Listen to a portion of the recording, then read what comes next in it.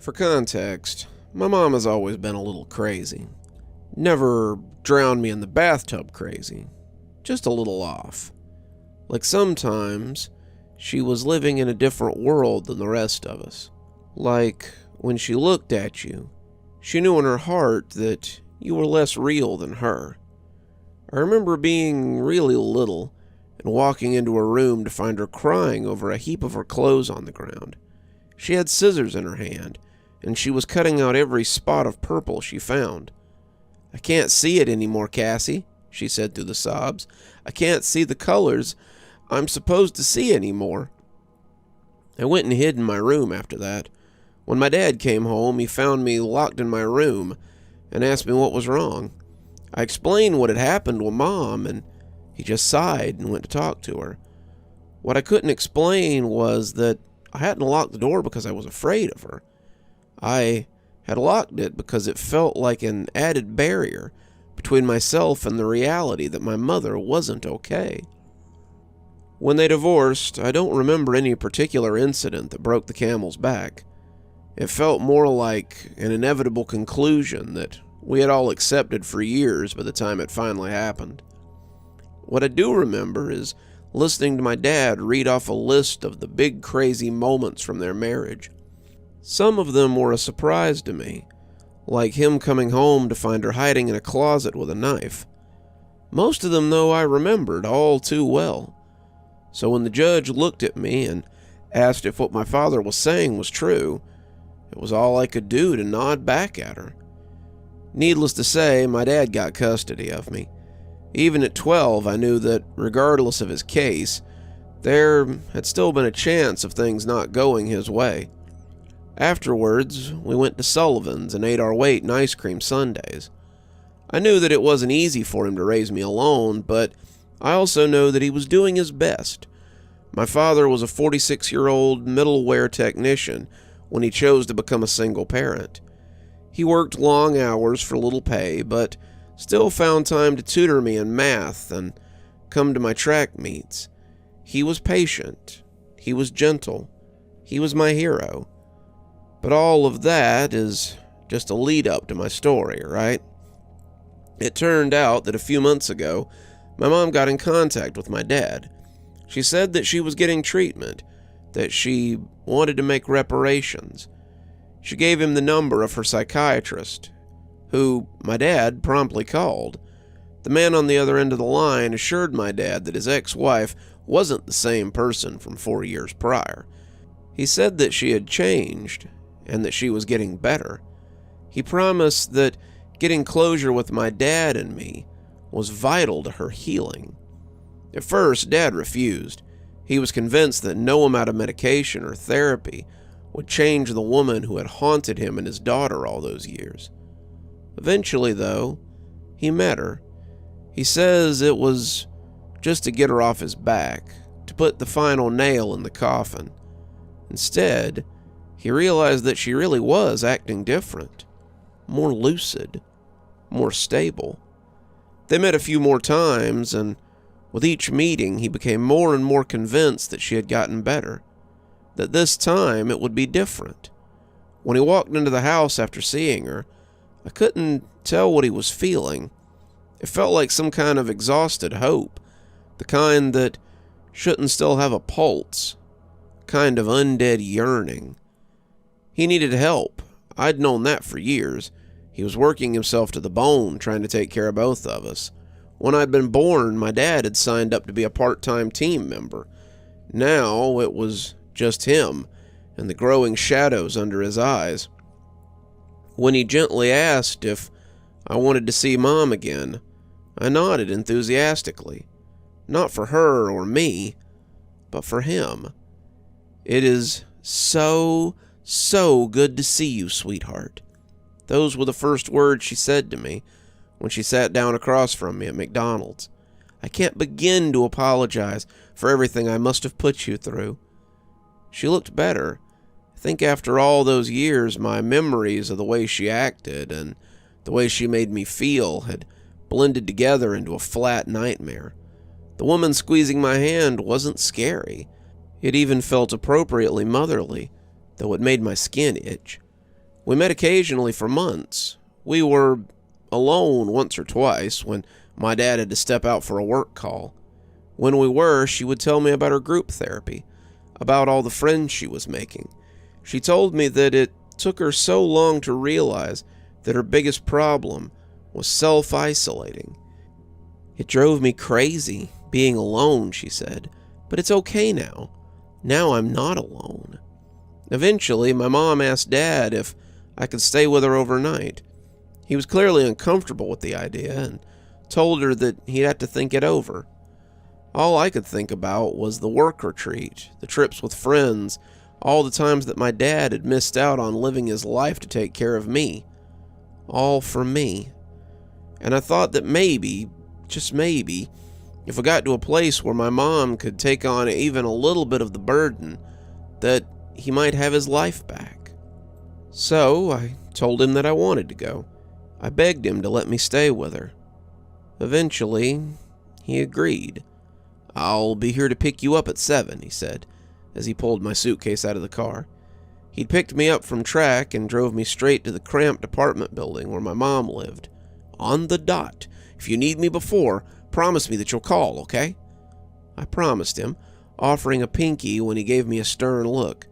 He locked it with mine and took a deep breath. "Your mother's trying," he said. "I can appreciate that. I can even respect it. But I will drive my car through her front door if it means protecting you. Understand?" I laughed at the image of his scuffed Nissan hatchback smashing through the bricks and the drywall. I squeezed his hand. The evening was fine to start with. Her 2-bedroom apartment was neat and tidy, if a little small. It had a smell, too, like the ghost of something rotten hiding in the walls. But she let me put whatever I wanted on the TV. She even brought popcorn and soda for us to eat on the couch while we watched a police procedural. When I heard the oven timer ding, I asked her what she was making, and she stood up to go check on it. "It's your favorite, honey. Tuna mac." I felt the heat drain out of my face just a little. Tuna mac wasn't my favorite. I don't think I'd ever eaten it before that night. But I told myself to shrug it off. It had been years, hadn't it? It was all right for her to have a little misplaced memory. That alone didn't mean that anything was wrong. The phone buzzed with a text from my dad. "All good?" he asked. "You're such a worrywart," I responded, after giving his question a thumbs up. We ate at the table as the procedural show wrapped up. I felt like we should be talking, sharing, but there wasn't much to say, really. The absence of conversation stretched between us like a tightrope, but we didn't dare step onto it. As I scraped the last bit of tuna mac from my bowl into the trash, Mom told me that she had picked out a movie she thought we'd like. I agreed to it and sat on the couch as she put the disc in. It was a strange movie. Scary, but not in the way that a horror movie is scary. In the way that a nightmare is scary. Like everyone around you knows something that you don't. It followed a woman with amnesia trying to understand what had happened to her. At a certain point, I got a little too weirded out. The strange dream logic of the movie was like a headache I couldn't shake. I pulled out my phone and started to scroll through social media, trying to do so in a way that Mom wouldn't noticed. I shouldn't have worried. She was so enthralled by the movie that she was leaning expectantly forward, her eyes full of excitement and hunger. Just over halfway through, however, she suddenly grabbed my knee with an intensity that made me jump. I looked up at her to find that she was still looking just as intently at the TV. "Watch this. This part's my favorite," she said. I looked up at the screen to find the main character holding each other in bed, the sexual tension escalating rapidly. I felt my cheeks flush. I know how it feels to see a sex scene with your parents in the room, but this one was different. My dad always got a little uncomfortable in a way that made my discomfort feel more normal. He would usually fumble with the remote as he tried to skip through. With him, it was something to laugh about, a running joke between us. My mother's fingers digging into my skin as she commanded me to watch these two women going down on each other felt wrong, though. She shouldn't be touching me. shouldn't be encouraging me to watch. She shouldn't have that wild hunger in her eyes. I knew in my head that my mother had never been violent, had never tried to hurt me. But with her one hand on my knee, I couldn't help imagining the other one holding a knife behind her back. I felt like I was going to throw up, my throat quickly closing. I don't want to watch this, I finally blurted out. I don't think the words were even all the way out of my mouth before the TV flashed to darkness. The remote was already in her hand, like she'd been waiting for me to say something. Okay, honey, I've got the spare room all made up for you, but before we call it a night, I need to feed my friend's cats. Can you come with me? I wouldn't feel right leaving you all alone. She held her hand out, beckoningly to me. The hunger was gone from her eyes, leaving just the model calmness she'd had for the last few months. How long will it take? I asked. I'm pretty tired. Oh, just a few minutes. I promise, honey. She looked so sincere that not believing her words would have been like spitting in the face of God. I'd be a bad daughter, a terrible daughter, if I didn't trust her. Of course, I see it now. I see that a person trying to earn back their trust wouldn't act like they had never done anything wrong. A person trying to be better would make allowances for the pain their actions had caused. For her to look at me with the eyes of a mother that had never hurt or scared me should have been the first sign that she was living in a reality different from mine. But I didn't. I couldn't see that then. So I got in the car. My stomach started churning after 15 minutes on the road. I tapped my foot on the interior carpet, feeling the moments of the car trip slip on and on. You said this wouldn't take long, I asked eventually. Oh, silly, she responded. I meant feeding the cats wouldn't take long. No, my friend lives a little bit out of town, but we're almost there. Don't worry. She turned the radio up after that, a pop station that kept fading in and out of static. I could feel my body trying to take a quicker, faster breath and tried to wrestle my panic away. I tried sending my dad a quick checking-in text as we turned off the highway, but the phone buzzed a moment later to tell me the text could not be sent. By the time we pulled into the snaking gravel driveway, we'd been driving for about 45 minutes, and the radio was a hornet's nest of static. To call the place a house was generous. It was a cabin nestled in some deep woods on the outskirts of town, the kind where you can just tell that the owner declined electricity and running water for the sake of independence. Oh, sweetie, they're just gonna love you, Mom said as she turned the car off and dropped the keys into the cup holder. Then she got out and closed the door. The cats? I asked, the still warm interior of the car. The inside of the cabin was no better than the outside. When I walked in, my mom was already holding a long neck lighter to a lantern, casting a dim and gloomy light around the place. The rug on the hardwood floor was moth-eaten and ragged. The rotten coffee table looked like it was ready to fall any second. The old couch was gray and muted, and I didn't want to find out if that was sun damage or dust.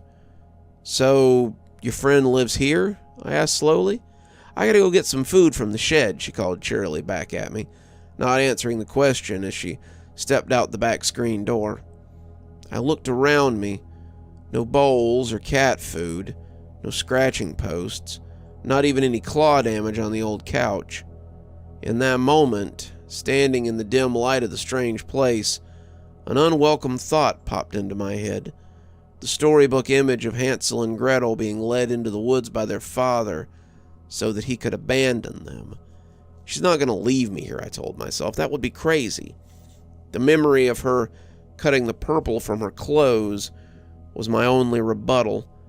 I listened closely to the silence of the night, sure that I would hear the sounds of feet on gravel, the sound of the engine turning over.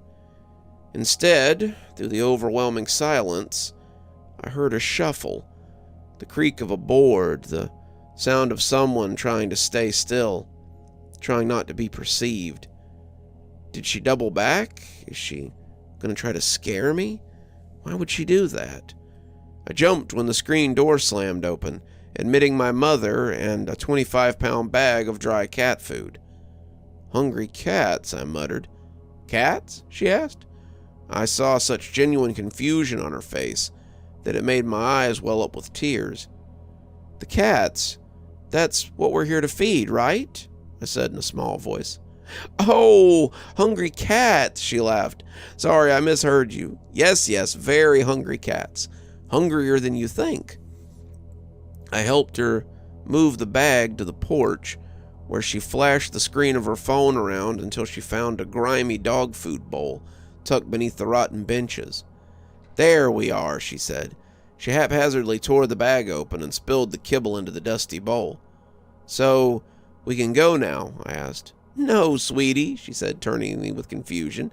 "We have to wait until the cats come to eat. Don't you know anything?" "Oh, okay," I said, my body beginning to shift and tighten in a way I'd consciously forgotten. The knowledge that the person in front of me was not living in the same reality as me shot through me like pain.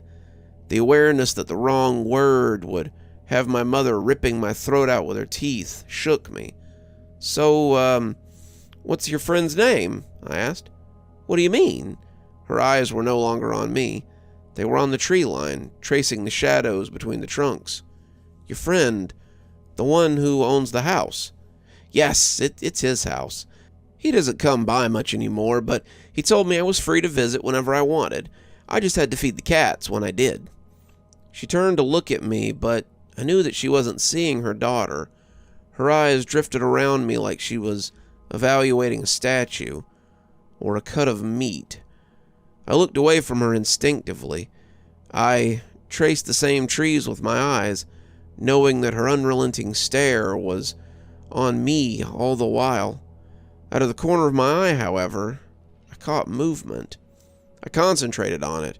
Without looking, I realized that I was seeing the shed where the food had been. The roof had caved in, like the victim of a violent crime. The door was hanging off its hinges. And there, poking out from behind the rotten mass of the shed, was a figure, a gray form against the shadowed backdrop of the woods. It loomed from the darkness like something was curious. "I know we might be here a while, waiting," my mom said, her eyes still on me. "Why don't you go lay down inside? I don't want you telling your father I kept you up all night." "Yeah," I said, my voice sounding 1,000 miles away. I felt like I was swimming through glass, slow and morbid. "Why don't I go lay down in the car? That way when we leave, you won't have to wake me up." "No," her voice was stern now, harsh. "You'll hurt your back in the car, Casey. Lie down on the couch." "But you're my daughter," she shouted, her voice rising in the night air. "When I tell you to go to sleep, you'll go to sleep, goddammit. Do you understand?" I felt my breath grow ragged, felt the tears falling, but I was no longer in my body. I was made of clay, soft and moldable, easy to smash and put away when you're done with it. My mom's arms were around me in an instant. "It's okay, honey. Mommy's here," she said, like she hadn't been the one to shout at me, even as she led me into the abandoned cabin. "Mommy's gonna make it better. You just need to lie down, all right?" She laid me on the dusty couch and patted my cheek with one hand. Then she walked through the door onto the porch and into the grass. "Here, kitty, kitty, kitty, kitty," she began to coo. "Kitty, kitty, kitty, kitty." I needed to get up. I needed to run. I needed to get to the car, but my limbs felt heavy and weak. Like all it took was having my mother yell at me for my childhood fears to fall over me like chains. I tried to slow my breathing, to regain control of my body. I heard my mother's voice grow fainter and fainter. Was she walking away from the cabin? Was she walking into the woods? That's when I noticed the other sounds. Not the shuffling from before, not the sound of hiding. The sounds of walking, of careful, measured steps. I heard the boards creak in uneven rhythms, like something was slowly dancing, but it was all wrong. I heard the dry rasp of nails on peeling wallpaper. I heard laughter that sounded wet and dry at the same time. Something began moving against the back of the couch, and I stared with half-closed eyes as its shadow fell on the wall. In the outline cast by the dim little lantern, I saw something clamber onto the back of the couch. It perched like a gargoyle, but I could see that it was massive, the size of a man, balanced precariously on the wooden piece of furniture that groaned in protest. The thing above me emitted a low growl, like the rumble of a distant earthquake. I felt a heavy wetness hit my shoulder, and it began to run down my limp arm. I stayed still, not by choice, not because I thought it would keep me alive. In that moment, I knew that I was dead, that I would never see my dad again. I knew that I was going to be eaten or murdered or torn apart by whatever was drooling. And since I knew that to be true, I knew that there was no point in running, no point in fighting. It was over. All that was left was to accept that. "There you are, you nasty thing!" My mom's voice cut through the tension like a flashlight through darkness. "Your friends are all out here. Don't worry, you can play with her later after she's had her nap." Through the slits of my eyelids, I watched as the shadow of the figure leapt heavily to the ground. It danced violently into view, spinning in slow, uneven circles before it came to rest on all fours by my mother's feet. It looked mostly human, but the proportions were wrong. The arms were too long, the knees bent at impossible angles. As it followed my mom through the door, it looked back at me. Where the eyes should have been were spheres of black glass. The surrounding skin was mottled and scarred in horrible twisting patterns. As it smiled, I saw that where the flat chiclet teeth should have been were instead sharp splinters of bone that seemed to bleed freely, long rivulets of bloody drool spilling onto the hardwood. It cocked its head at me, the black glass looking into my soul. Then it leaned its head back, inhaled long and deep, and followed my mother through the door. "Good kitty," I heard my mother say from the porch. Her voice was drowned out by the sound of dry food being shattered by sharp teeth. The back door, that was all I could think of. That rusted screen door was my only hope of escape. I slid myself off the couch as quietly as possible, my knee landing softly on the tattered rug. I stayed low to the ground and crept around the couch, stepping only on the boards that looked steady. "She'll be so excited to meet you, pretty girl," my mom said, still cooing to the thing on the porch. "And I know you'll be happy to see her, too. I promised you more wet food, didn't I?" Once I reached the screen door, I took a deep breath. The door had been loud when my mom had opened it earlier. Looking at the rusty springs holding the door closed, I could only hope that they had been the source. As I put my hands to the spring, a sound from the porch burrowed into my shaking bones. It was somewhere between a howl and a gasp, the sound of air running over broken windpipes, a song I didn't want to hear. It spoke to a deep, ancient part of my brain. It told me to hide. Shaking worse than ever now, I pulled at the spring just enough to pop it off the screw, holding it to the door. Then, my breath still, I pushed the door open and hoped for the best. It didn't make a sound, at least, not over the yowling on the porch. It swung open in silent invitation to the darkness. All that panic, all that fear wouldn't let me be careful anymore. I could see the nose of the car in the carport, could practically taste the dust covering the tires. I couldn't wait. My feet were quiet as I ran through the grass, but the second I stepped onto the gravel of the carport, the porch singing stopped. "Cassie," my mother called. "Honey, where are you?" In moments of true panic, I've never experienced time moving faster or slower, like people always describe. For me, things just start happening all at once. In my mind, there's no delineation between the moment I pulled the door open, the moment I scrambled for the keys, or the moment I snapped the car into reverse. They all happened simultaneously, like photographs, spinning in open air. As I changed gears to drive, however, I remember my mother standing in front of the car. The headlights played across the fabric of her dress. The dust kicked up by the car obscured her and the half-dozen creatures flanking her on either side. And in her eyes, I saw real hurt, a genuine sense of betrayal. "What are you doing?" I saw her mouth. I didn't answer, in flagrant violation of the 3 months I had before I could drive a car without a guardian present. I tore down the driveway and away from this madness. I took every curve inadvisably fast, feeling the inertia of the car trying to buck me every time. I drove so fast that the cloud of dust behind me quickly obscured the house from view. Good riddance. I was almost to the main road when I caught sight of the thing out of the corner of my eye. It was one of the creatures, the one from inside the house, loping easily alongside my reckless driving. Its glass eyes weren't looking ahead of it, however. They were locked on me, and as it stared me down with its smile, I knew one thing beyond a shadow of a doubt. I had only imagined that these things were human, maybe deformed or mutated, but still human. Even driven insane with pain, a human could be reasoned with, empathized with, on some level. But these weren't humans. They had never been humans, not by a long shot. In that smile gleaming with blood, in the contortion of muscles where eyes should have been, I knew that these were something else, some other.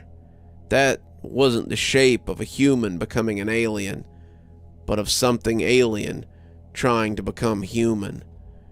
Only it had gotten the details wrong. I exploded onto the paved road and took off in what direction I thought the highway had been, keeping an eye out for the creature. I saw it pacing along the rooftops, tracking me through the flickering sodium vapor lights. By the time I hit the highway, the thing seemed to be gone, but I couldn't be sure. I think that was when I realized that the tears were shattering on my thighs, that I was gasping in air through sobs. So I drove, not towards home, not towards anywhere in particular. I pushed the speed limit, trying to put as much distance between me and the awful, awful cabin as I could. It wasn't until I felt something buzzing at my feet that I thought about stopping. In the chaos, my phone had fallen to the floor. I grabbed at it and saw that I had a dozen texts from my dad and 20 missed calls. My tears changed then, no longer those of an escapee. They were the tears of someone about to be rescued. I pulled into a rest stop and called him, sniffling. I tried to explain, but before I could, he cut me off and asked where I was.